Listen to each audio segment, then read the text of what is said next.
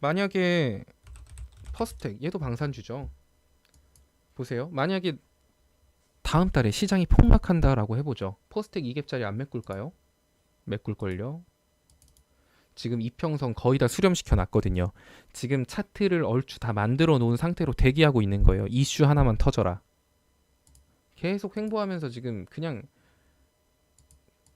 계속 횡보하면서 대기하고 있는 거예요. 이슈 하나만 터지기를.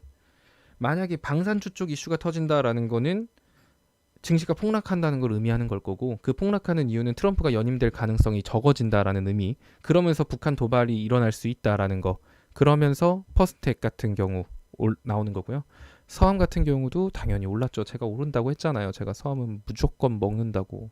자, 그러면은 반대로 트럼프가 좀 설렁설렁 잘 되고 있고 왠지 좀 연인 가능성이 좀 있는 것 같다. 그러면 트럼프는 어떻게든 북한과의 뭐 그런 대화라든지 북핵 문제 내년에 이제 곧 끝난다. 막 이런 식으로 또 말을 할 거기 때문에 그럴 땐 또 대북 주겠죠. 그러면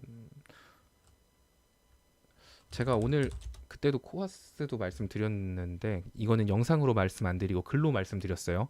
코아스는 목표가가 코아스 영상으로 말씀드렸잖아요. 1100원 위에 안착하면은 진입해가지고 목표가 1160원 보라고. 오늘 1100원 위에 안착했고 1160원 나왔죠. 그 영상 보고 그냥 그대로 시키는 대로 매수 주문 넣고 매도 주문 넣어놨으면 다 체결됐어요. 코아스도. 자연과 환경도 있을 거고, 자연과 환경 같은 경우는 위에 갭자리 있으니까 이것도 이제 뭐 북한하고 어쩌네 저쩌네 이런 뉴스들 나오고 하면 자연과 환경 같은 거 움직일 수 있을 거고, 서암기계공학 같은 경우는 얘는 애초에 움직일 때 대북주로 많이 움직였기 때문에 오늘 거래량 터진 거 보시면 역대급 거래량이에요. 제가 서암기계공업은 무조건 여기까지 갈 수밖에 없는 이유에 대해서 설명을 할 때 이날 거래량 보이시죠? 역사상 서암기계공업 역사상 엄청 큰 거래량이 나왔는데 꽉 찬 양봉이었어요 거의. 근데 거래량 없이 갭 떨어뜨렸어요. 그러니까 저 주봉 갭자리는 무조건 메꿀 수밖에 없는 자리예요. 그러니까 사실 지금 사도 안 늦어요. 지금 살 거면 대신 481선 위에서 사든가 아니면 눌렸을 때 잡든가 해도 안 늦거든요. 만약에 트럼프가 연임될 가능성이 높고 북한하고 짝짝꿍 할 것 같다라고 하면 그거 이슈 만들어서 메꿀 수도 있겠죠. 그러니까 지금 방산주든 대북주든 자리를 만들어 놓은 얘들이 다 있어요. 그러니까 이제 뉴스를 서로 눈치 보면서 기다리고 있는 거예요. 어떤 쪽의 뉴스가 뜰까? 이렇게 생각하시면 됩니다. 그러니까 뉴스를 보고 따라잡는 것도 좋지만 이런 식으로 미리 생각하고 준비해 놓는 것도 좋겠죠. 알았어요. 우리 산업 진짜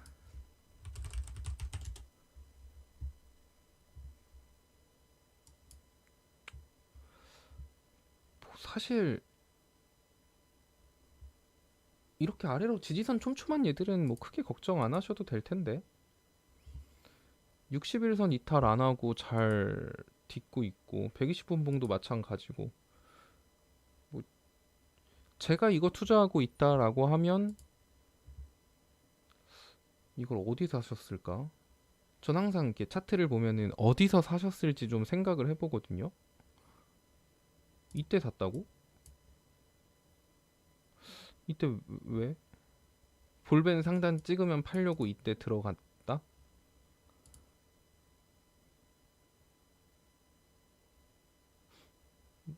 뭔가 어디서 사셨을까? 그러니까 샀을 때 제가 납득이 가는 매수 타점이 있고 아닌 게 있는데 얘는 살, 살 거면 그냥 기다려 보시지. 그냥 이 지지선들 많으니까.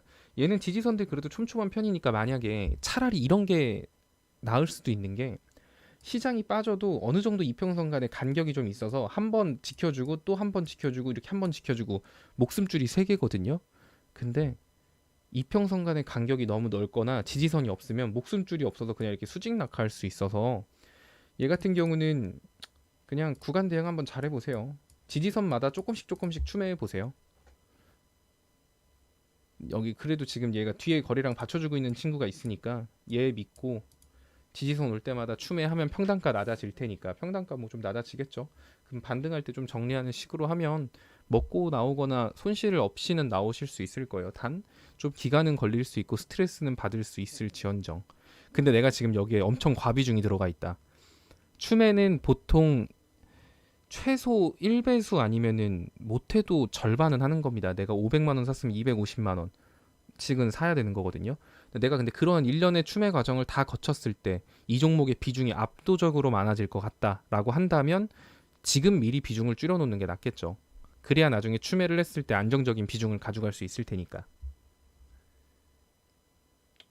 2만 원이면 문제될 게 없잖아요.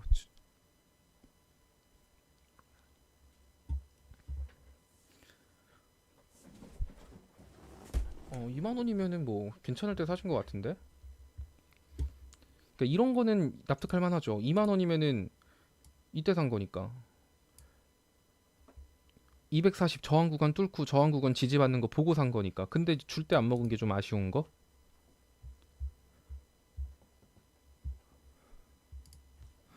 너무 구체적으로 물어보셔서.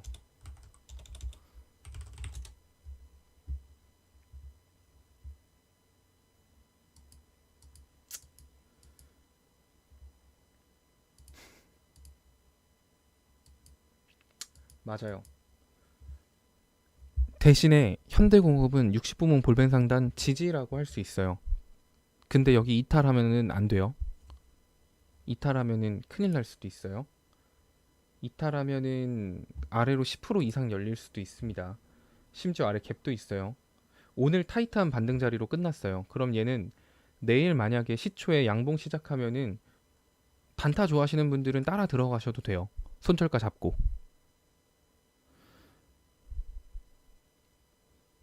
이런 게 시초에 흐름을 보고 단타 따라 들어가는 거죠. 시초에 딱 봤는데 얘가 양봉 시작해서 꼼드락 한다. 그러면 얘는 60분봉 딛고 반등 나오는 거고 지금 거래량 터지고 있는 종목이기 때문에 몇 프로 치킨값이라도 먹고 나올 수 있어요. 근데 만약에 시초부터 막 이렇게 흔들면서 밑으로 푹 빠진다. 그럼 빨리 손절 치고 다음 구간 보셔야 돼요. 왜냐면 얘는 아래에 갭자리가 있는 종목이에요.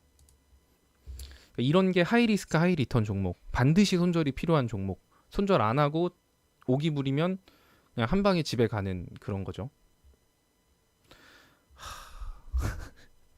근데 이거 다 봐드리면 제가 잠을 못 잘 걸요. 신일제약, 신풍제약, 신신제약, 치료제 관련주들은 그 방송에서도 매번 말씀드렸지만 윗갭 있는 친구들이 많아요. 근데 윗갭이 있음과 동시에 아랫갭이 있는 친구들이거든요. 그래서 걔네들은 위아래 등락폭이 엄청나게 심할 거예요. 사실 치료제 너무 많잖아요. 막 렘데시비르부터 시작해가지고 뭐가 좋다, 네가 좋다, 내가 좋네, 니네 임상 뭐 어쩌네 저쩌네. 사실 치료제가 다음 달에 나올 수 있을까요? 저는 못 나올 것 같은데. 결국엔 그 사이 동안 계속 그거 가지고 이슈 만들어서 뉴스 띄워서 급등락을 반복시킬 텐데 저는 치료제 관련주들 같은 경우는 많이 투자하는 건 정말 안 좋다라고 봐요. 그걸 핵심 투자라고 가져가는 게 너무 위험한 게 결국에 승리자 하나일 거예요. 근데 신풍제약 같은 경우도 봐도 1년 순이익 20억 내는 회사거든요. 근데 치료제 기대감 가지고 시총이 8조예요. 20억 버는 얘가 시총이 8조까지 불었거든요. 신풍제약이 정말 치료제 개발에 성공을 해서 잘 되면 좋겠지만 그게 안 되면 걔 그거 다 반납해야 돼요. 근데 그런 종목에 비중을 많이 들어가게 되면 일단은 투자하는 내내 스트레스예요. 신풍, 신일, 신신 뭐 다 똑같아요. 치료제 관련주들은. 그러니까 그 종목들의 비중을 크게는 들어가지 마세요. 얘네들은 정말 변동성이 큰 종목이라 막 연상이 나올 수도 있고 막 그렇긴 한데 반대로 막 박살이 날 수도 있거든요. 그래서 내가 감당할 수 있는 소액만큼만 들어가셔야 돼요. 내가 다른 종목 수익 봐서 이거 좀 쳐내도 괜찮겠다. 그러니까 그야말로 하이 리스크 하이 리턴으로 들어간다. 먹으면 크게 먹고 잃으면 크게 잃겠지만 잃더라도 내 투자에 큰 손실이 안 될 정도만 투자한다. 근데 그게 아닌 만큼 물량을 많이 들어가셨다면 저는 비중을 줄이는 게 맞지 않나? 라고 생각을 해요.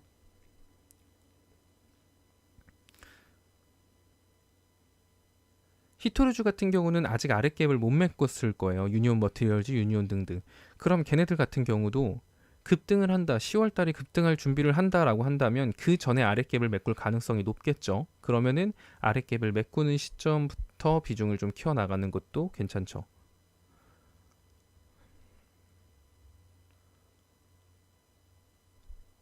외국인들이 왜 사는진 저도 모르죠. 단타로 들어왔을지 정말 치료제가 나와서 들어왔을지. 근데 신풍제약에 대한 평은 나쁘지 않더라고요. 이것저것 이제 공개된 이슈들을 보면. 근데 사실 공개된 이슈를 저는 보고 투자를 하지 않기 때문에 저는 항상 그것만 생각해요.